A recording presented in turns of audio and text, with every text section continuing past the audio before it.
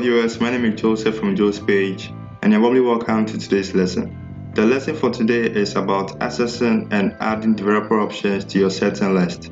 If you have not subscribed to this channel or liked this video, kindly do so for more computer and smartphone related videos. About developer options. Developer options are hidden settings in Android phones. These settings are mostly used for application development and debugging purposes. To understand this option, you need to kindly watch this video till the end to get every little tidbit. We begin by adding the option to our settings. Now we pick up our mobile phone and we move to settings. Here I'm going to select about phone. If you are using tablet, it's going to be about tablet. And also for some phone brands, it's going to be about device. So I locate mine down here. Also, you can find out that there is no option here known as developer options. For this reason, we are going to add it to settings. We select about phone.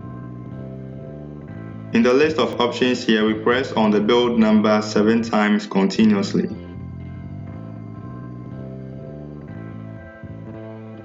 Here you need to enter your device pin to continue.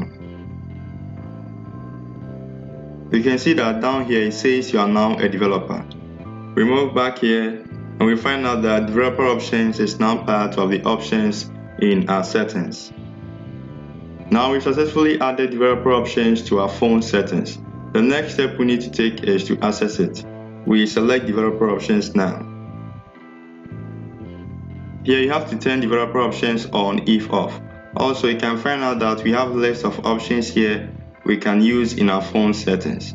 But today I'm going to select 5 of them. The first one is stay awake. When I toggle this on, the screen will never sleep whilst charging. I move to the next one, that is USB debugging. I toggle this on, I press on OK. This allows an Android phone to communicate or interact with your computer running the Android SDK to use advanced options. Also, it allows some third-party apps to function effectively on our device. The next one is force RTL layout direction. RTL simply means right to left. When you select this, your screen layout will automatically move to the left-hand side. For this reason, it is mostly used by left-handed people. When I toggle this feature on, this is how I'm going to operate on my device. We move to animation skills. This simply improves our navigation speed. We have window animation skill, transition animation skill, and animator duration skill. When we select window animation skill, these are the window animation skills. If you want your window animation to move faster, you can select 1.5 times, 2 times, 5 times, or 10 times. If you want your window animation to move slow, you can select 0.5 times on top. Also, you can turn off animation at all. We move to transition scale. Here you can also use the same format I mentioned in the window animation scale. We also move to animator duration scale. You can also apply the same format in selecting your animation skills.